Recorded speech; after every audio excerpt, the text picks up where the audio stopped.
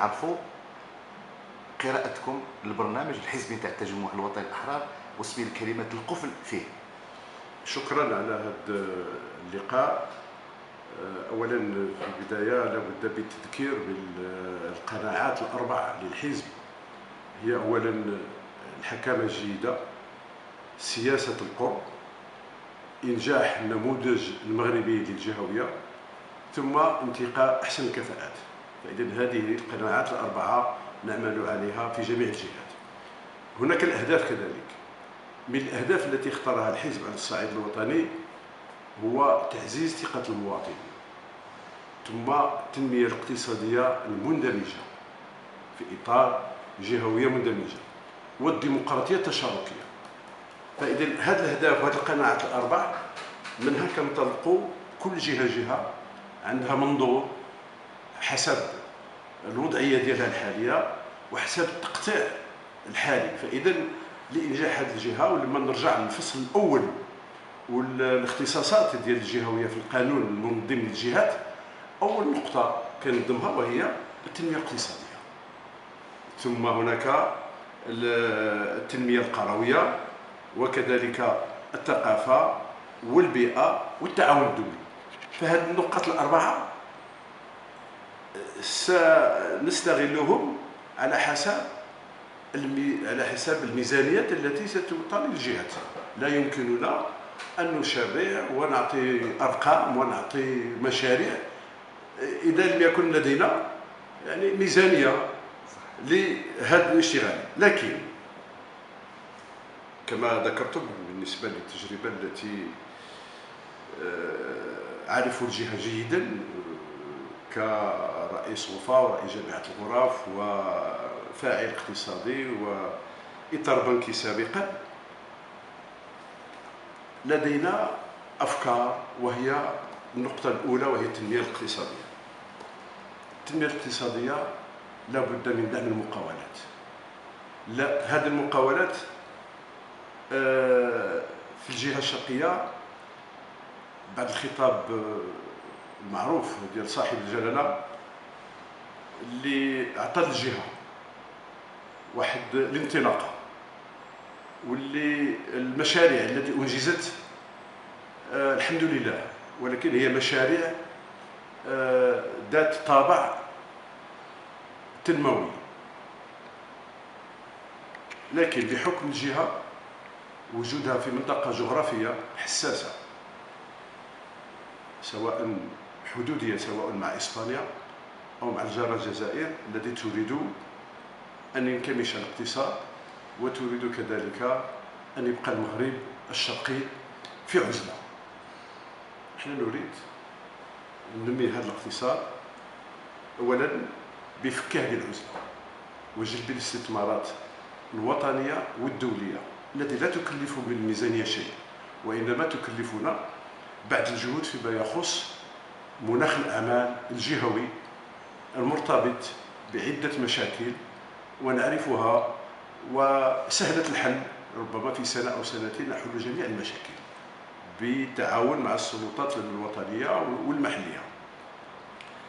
نعطيك مثال. الجزائر الآن لما غلقت الحدود البرية هي تريد للجهة الشرقية أن تخلقها مصاعب، وهذه الوضعية هي ربما الجهة الشرقية هي التي تؤدي فاتورة الوحدة الترابية ديالنا ديال المغرب. احنا فخورين بأداء هذا الواجب، بأنه والجزائر لا تفلح في هذا الشيء. إذا غلقت علينا الحدود البرية فنستعمل الحدود الجوية، لأنه التوانسة والليبيين كانوا يزورون الجهة.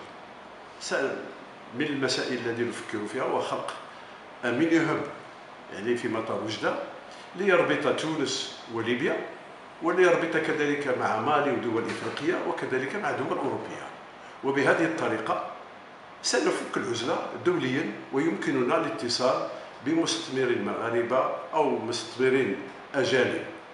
ثانيا، فيما يخص وزارة التجارة والصناعة، الآن هناك برنامج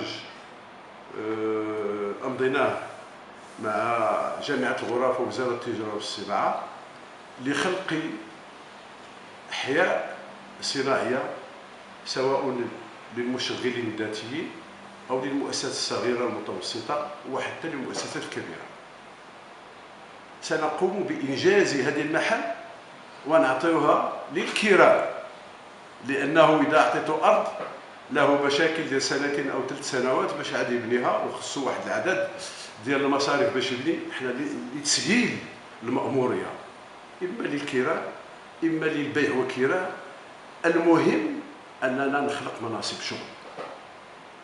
هذا هو الأولوية ديالنا باستثمارات وطنية وأجنبية. وإلا خلقنا المناصب شغل يعني وجدنا الشغل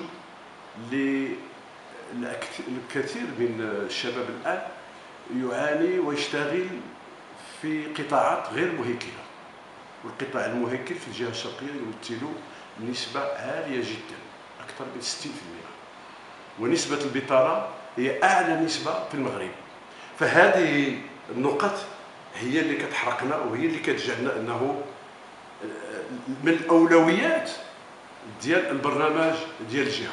أما فيما يخص النقط الأخرى حسب الميزانية التي ستعطى، ولا نريد أن نعطي برامج ومشاريع ونحن نجهل الميزانيات التي ستعطى في السنوات الأولى لهذه الجهات.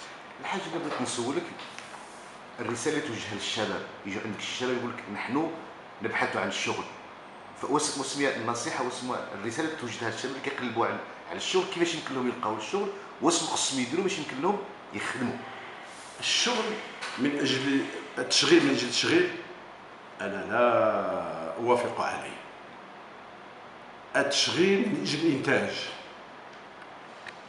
ثانيا يجب أن يكون هناك كفاءة. نحن دورنا هو جلب الاستثمار لخلق الشغل، ولكن أرباب الأعمال والمستثمرين هما اللي غادي يختاروا الكفاءات الجيدة. لا يكفي أنه يكون عنده دبلوم ويقول لا بد أن نجد شغل. والشغل ماشي في الإدارة العمومية، الشغل المنتج، لأنه هو الدائم، هو الذي يؤدي ضرائب، هو الذي يصدر، هو الذي يحد من الاستيراد. يجب علينا أن نستهلك ما نصنع وليس ما نستورد، لأن هذا يضر بالاقتصاد الوطني.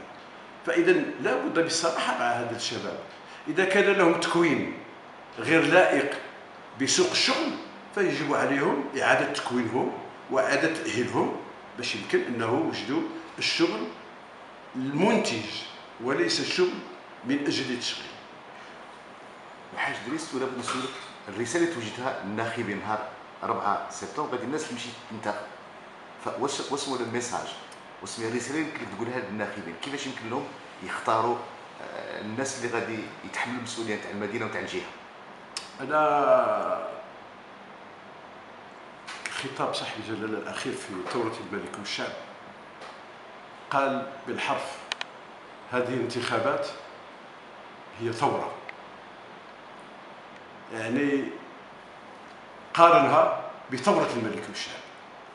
فإذا هذا تحول كبير غادي يكون في المغرب، فيجب علينا أولا المشاركة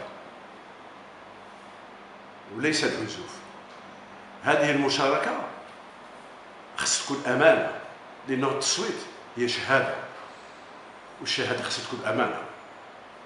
الناس يشوفوا يقارنوا ما بين الأحزاب وما بين المرشحين لهذه الانتخابات ويعطيوا رأيهم بأمانة. وهنا المغرب والجهة غادي تنجح. أما إذا كانت مسائل أخرى تستعمل فأنا آسف